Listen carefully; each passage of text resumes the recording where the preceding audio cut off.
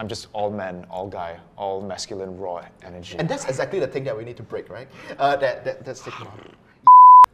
What's the deal? Something my parents ask me every single day, as well as all the youth in Singapore. And today we're going to attempt to answer it. What's the Deal is an initiative by the National Youth Council as part of the Youth Action Challenge Summit. We've gathered a bunch of young people together and got them to ask us their burning questions for the road ahead. Questions like, how can I convince my parents that climate change is real? When is it a good time to leave university? And of course, the golden phrase of this period right now, how do I pivot? What is this new normal? We're going to answer all those questions and more today.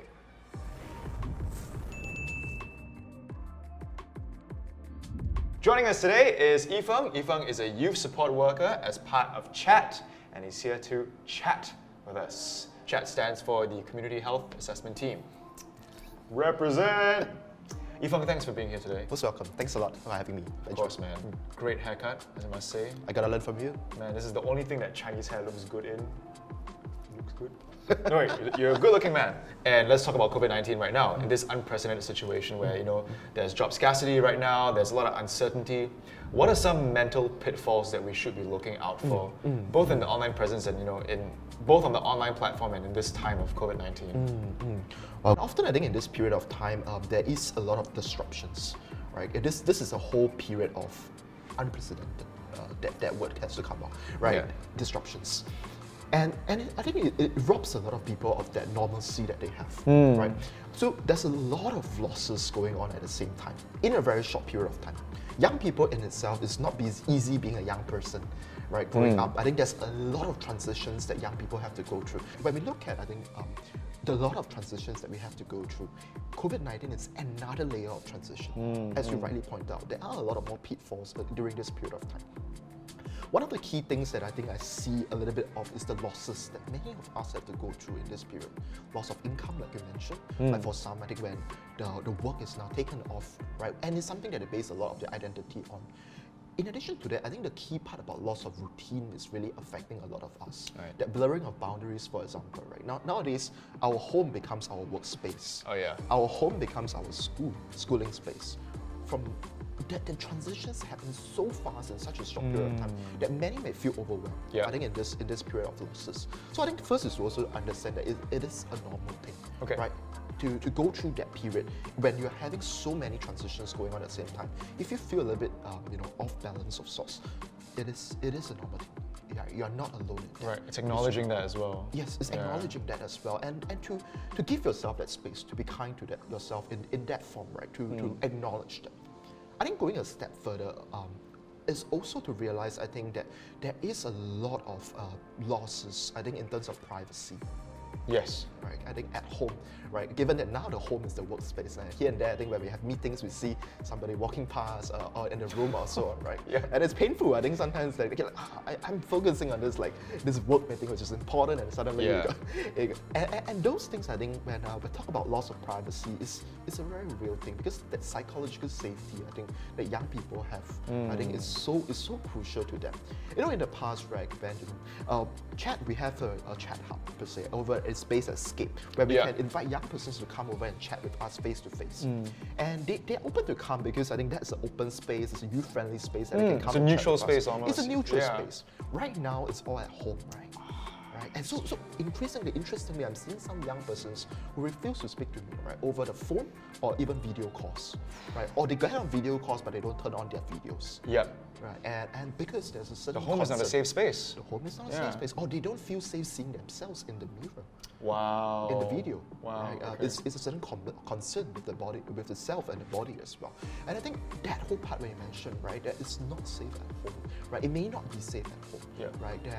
And so often they have turned to also text mediums, like to get online to chat with us. So over at Chat, we have this platform called Web Chat, where they come online and chat with us. And it's actually manned by someone like myself, a youth support worker, behind the scenes, I think, and responding. You're that guy behind the screen. BTS, right, behind the scenes. Right? And I think besides that, one of the last things that I see a lot of is the part of the loss of, sometimes I think the loss of really, they have to find, I think, a new meaning for themselves in this period of time as well.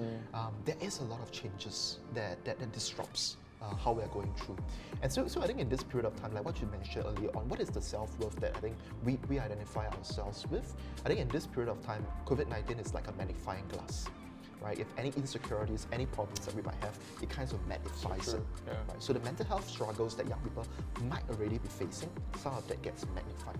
Some of that which was not there might have gotten triggered in this period of time. Yeah. But the key thing I think at the end of it is to realize that this is a tough time that all of us are going through. It's a tough transition, and I think together, working together and really reaching out for help, that can I think help us to go through this very tough period. I want to ask you straight up, this big question that a lot of young people have. Yeah. How do I know if I'm just sad or if I have a mental health condition? One of the key things I think that we look out for is that day-to-day basis, I think there are certain things that strike us that makes us feel sad. But one of the key things I look out for, I think, in the youth, in the mental health sector, is the duration as well as whether it affects your functioning. Right? Let me give an example. So for example, if let's say someone tells me, a friend tells us that they feel sad, but they tell us that they feel sad not only one day, not only 2 days, right? Not only a few hours, but 2 weeks or more. Right? And when that goes on, I think, and it affects their capability to function, whether it be at work or at school, I think that's something for us to be really concerned about. So I think these two things that we watch out a lot for, which is I think like the time as well as whether it affects their function. Right. You work in this line as mental health, right? Yes. And I think it's alarming to have to flip up to social media every day on Facebook and to see a new statistic about youth in Singapore and mental health issues. You know, it's an alarming rate these days, and also seeing worse stories of some youth taking their lives. Right? How do we effectively work towards creating a safe space for youth to come forward and talk about how they're feeling? Is there a safe space right now? Do you feel like we are making progress in that direction? I think one of the key things whenever I hear young people talk about safe spaces, right, they talk about creating safe spaces for other persons, right? And one of the things that I learn about is so much that it's not just about creating safe spaces for, but more importantly, is creating safe spaces with other young people, right? The part about co-creation, I can't stress it enough, right? And over at Chat, we do our best to be youth-friendly, and we want to create that safe space with young people. The reason why I think is very simple. If we say that, this is a space that we create for you to come and hang out, whether would they come and hang out, right? But when you say we create it together with them, right, really holding that space with the young person, being there, showing that we care, and really care, right? Communicating that we really want to see them, we really want to hear them out, right? I think that's makes the difference. And I think increasingly over the past 10 years or so, we have been seeing so much more advocacy out there. And I think one of the things that I'm seeing as well is that when we have more of this advocacy, when we have more of this awareness raising, it's inevitable that more and more young people will reach out for help because they are more aware now, right? And it's a good thing. It's a great thing over there. You raised a really good point that we are always advocating for space for other people, but rarely do we ever get to the point where we're like, I need help, because I guess it's so hard to take that first step. And with increased stories on social media, increased awareness, you feel like you are part of this big community. But do you find it as well, like, in talking to youths, that it's often that first step of admission of how you're feeling that is the biggest and hardest step to take? That part, right, is so difficult. And I think a lot of times it takes a lot of courage to admit that, right? Because it's an admission to yourself that maybe there's something that I really need more help there. And to think about it is interesting, right? Because since the moment that we are born, we have already been seeking help, right? From the first moment that we are born, when we cry, right? That's a cry for help. I don't know about you. I never ask for directions when I'm driving. I'm sure. I don't need that. Yeah. Because I'm just all man, all guy, all masculine, raw energy. And that's exactly the thing that we need to break, right? That stigma. Yeah, that's exactly that, right? That's right. I think to talk about that because my male ego, my fragile male ego. Yeah. I think the part about that in our society of sorts, I think sometimes we've talked too much about, hey man, be a man, right? Just step out of it. Yeah. Right? Just Why are you crying? Yeah. Stop crying. Yeah. I mean, and I think it's a very problematic thing over there. I think when we keep piling on this kind of stereotypes and all, and that it's very normal, right? I mean, I love this song. I mean, like Superman, right? Yeah. That even I think Superman needs help at times as well, right? And that's so true. I think if you look at the Avengers and all, there will come a time. I think that all heroes need help and need one another to go through the tough times. You talked about that as a stigma. Any other stigmas that you found along your way of uncovering these these situations in your mental health challenge journey. You know, people who either, maybe it's a systemic thing, maybe it's a societal thing, maybe it's an individual thing, maybe it's a traditional Asian parenting thing. I don't know. Anything else that you can share? In my work, a lot of times I hear a lot about that part, about there's stereotypes, there's prejudicial attitudes towards one another. But I want to add a layer to that, right, which is about the 3S that I really hold very dear to. And that is about self, social, and structural stigma. Right? When we talk about stigma, often we focus in on the public stigma, right? What are people think of this person, or what are some of the things that they, what's public expected of us? Expectations. How do they see one another? But I think that's the public stigma. That's quite on the left, on the face, and we have been doing leaps and bounds. I think we have been doing a lot to try to challenge that. What I want to, I think, suggest and also encourage us to take a little bit of a look at is to look a little bit beyond, to look at a private stigma as well, right? Often, I think some of these attitudes that are out there can be internalized.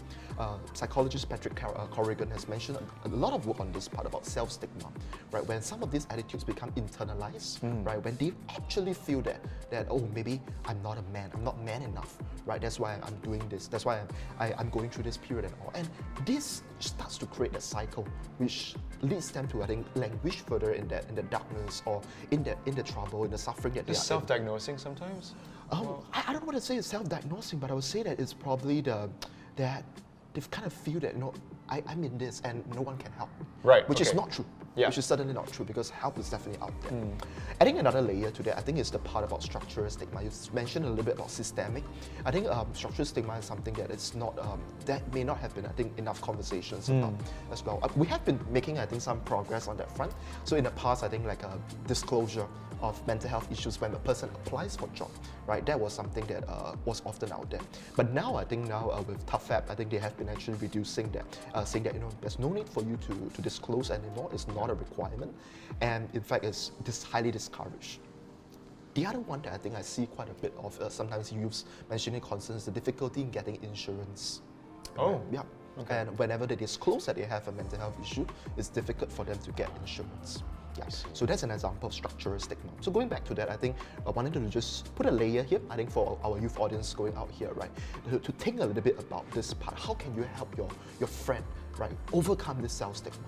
And also tackle the social stigma on a bigger scale, right? From the advocacy projects that they run, through the social media channels that they do and all. Yeah, but on a deeper level, so to hit the structural level. Okay. So my last question would be, what are some easy tips that we can start to apply in our lives, both to, you know, sort of check for our community, people around us, as well as ourselves? Just some easy tips that we can start doing that you probably also mentioned, but, you know, just as like a nice listicle recap. Right. In this period, many of us are forming, I think, new habits as well. Yeah. One of the things was interesting, Ben. I was recently just running a ground sensing among some of the youths that I speak with, and it is very interesting how many of them are actually reframing this period as a time for them to rest. Right, on one end is to rest and exercise more. Not only, I think, flatten the curve, but also flatten my own curve. That's for myself. That's my breathe in. Yeah. When sitting beside me. Namaste. Got to hold it in. Right. And I think that's one of the things. Exercising. Right? Many of them, I think, as I'm seeing, right, is to look at their own routines as well. To check in their own routines. What are certain new routines do they have to set up, and do they keep to it as well? Right. So I think having someone to check in with them on that might be something helpful. So biologically, I think resting, having more time to set in place for them to rest. To really, I think, also in addition to that, to reflect about the time. It's interesting, I think many young persons have mentioned about how this is also a time for them to reflect as they think again about the things that they have been through previously, and at this period of time, what does this period mean to them? Right. I love this question, and I encountered this question, and I think it's a question that possibly I will pose to you as well. I think that whether it be now or later, you could think about it. Right. If you see COVID-19 as a teacher, what has it taught you?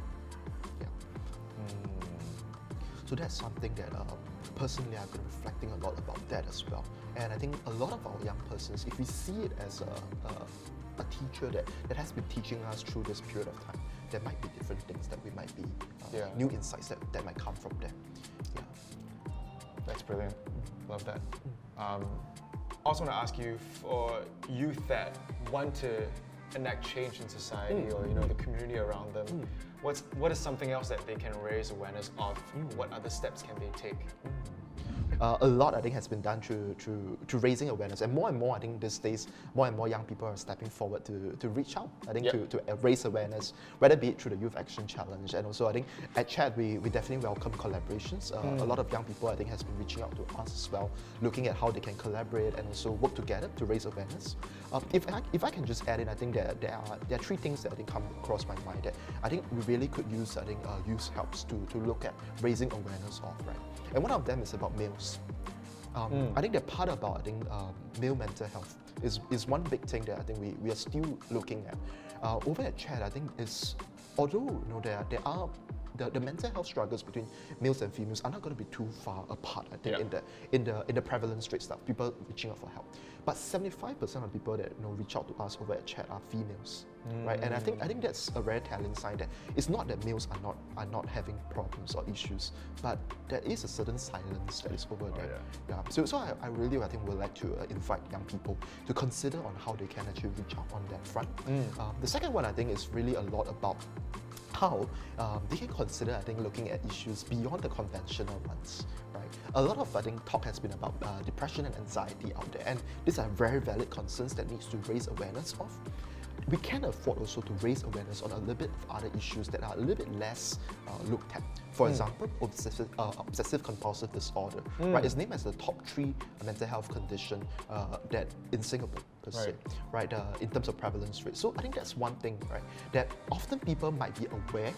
People who are experiencing some symptoms of obsessive compulsive disorder, they might be aware of it, but they may hesitate to reach out. So really having that friend to shine that, and also to support them, to reassure them to reach out for help. I think those are certain things that certainly can hopefully looked at. Psychosis, which the more severe form being schizophrenia, I think is often misunderstood and less understood disorder.